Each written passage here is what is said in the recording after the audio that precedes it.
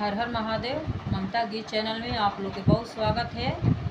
तो आज एक हम बढ़िया एकदम अभी देखिए सावन के महीना चल रहा है, तो सावन में तो गंगा मैया को पूजैया होता है और कोयला वीर बाबा को भी पूजैया होता है।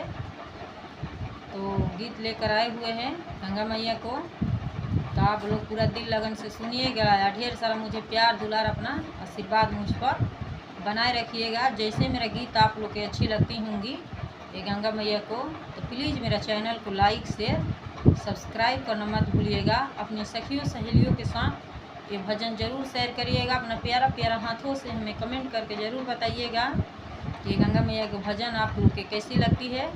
तो आइए हम गाना स्टार्ट करते हैं, गाकर सुनाते हैं आपको। आकड़ फोरी गंगा निकलेली सिर से खुआ तूरी देली हो। ए गंगा मैया चारों को नावा कोई छा छा काल तयब गंगा शरण ले हूँ हो। ए गंगा मैया चारों को नावा कैली छा छा काल तयब गंगा शरण ले हूँ हो। सब कोई पूजे गंगा पीठ पाठियव रूपी और धोती हो। ए गंगा मैया राउर सेवा का पूजे जोड़ा हंसवा तयब गंगा शरण ले हूँ हो। ए गंगा मैया राउर सेवा का पूजे जोड़ा हंसवा तयब गंगा शरण ले हूँ हो।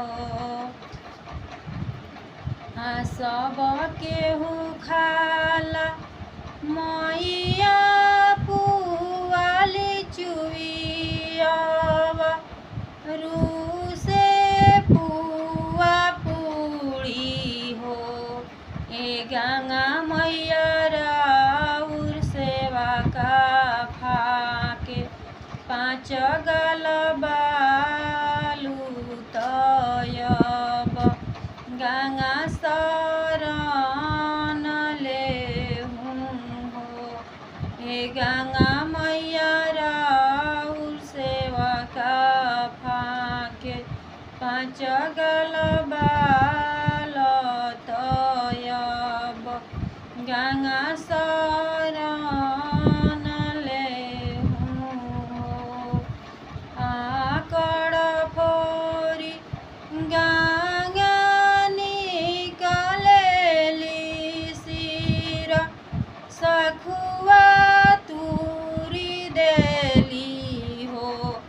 ये गंगा मैया चारों कोनावा कैनी छा छा काल तयब गंगा शरण ले हूँ हो।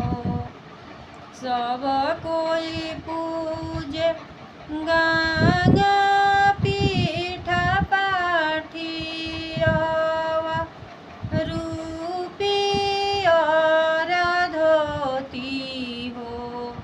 ए गंगा मैया राउर सेवा का पूजे जइया रोटी तयब गंगा शरण ले हूँ हो। हे गंगा मैया राउर सेवा का पूजे जोड़ा हंसवा तयब गंगा शरण ले सब कोई खाला गंगा पुआ पूड़ियवा, रूसे पुआ लिचुई हो। हे गंगा मैया राउर सेवा का खाला, 5 गलबा लुतयब गंगा शरण लेहूँ हो। हे गंगा मैया राउर सेवा का खाला, 5 गलबा लुतयब गंगा शरण लेहूँ हो। सब कोई सूते गंगा मैया लाली पलंगयवा, रूसे खाटी माछी हो। हे गंगा मैया राउर सेवा का सूते बलुआ रे ततयब गंगा शरण लेहूँ हो। हे गंगा मैया राउर सेवा का सूते बालू रे ततयब गंगा शरण लेहूँ हो। सब कोई ओढ़े मैया साला दुसालायवा,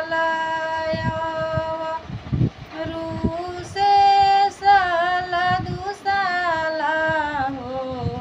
हे गंगा मैया राउर सेवा का ओढ़े महाजाल तयब गंगा शरण लेहूँ हो। हे गंगा मैया राउर सेवा का ओढ़े महाजाल तयब गंगा शरण लेहूँ हो। आकड़ पोरी गंगा निकलेली सिर से खुआ तूरी देली हो। हे गंगा मैया चार कनवा कैली छाछा कालतयब गंगा शरण लेहूँ हो। हे गंगा मैया चार कोनवा कैली छाछा कालतयब गंगा शरण लेहूँ हो। यहीं पर हम गंगा मैया को भजन के समाप्त करते हैं। आप लोग दिल लगन से पूरा सुनिएगा और ढेर सारा अपना दुलार प्यार आशीर्वाद मुझ पर बनाए रखिएगा, कृपा बनाए रखिएगा। ये गंगा मैया के गीत था जो सावन में पूजैया होता है उन पर के लिए है गीत। और गंगा मैया के तीरे जब जाते हैं मुंडन करवाते हैं उस पर है गंगा मैया को गवाया जाता है गीत। तो आप लोग पूरा दिल से सपोर्ट करिएगा मुझे। तब तक के लिए मिलते हैं एक नए गीत और नए भजन के साथ। तब तक आप लोग पूरा फुल वीडियो में बने रहिएगा।